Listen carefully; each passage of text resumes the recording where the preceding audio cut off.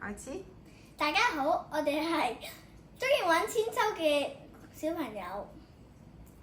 我哋係新德聯誼總會李金小學4督6隊。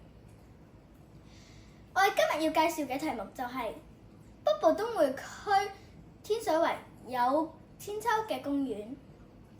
我哋中意玩千秋係因為我哋平時都覺得玩千秋好似玩過山車一樣咁刺激，所以我哋就會比賽睇下邊個會搖得更高。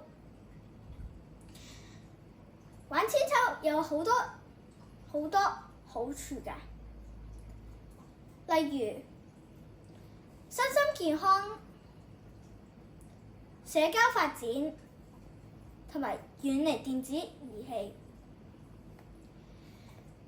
玩千秋有咁多好處，我建議北部都會區起多啲千秋，令所有人都可以玩到。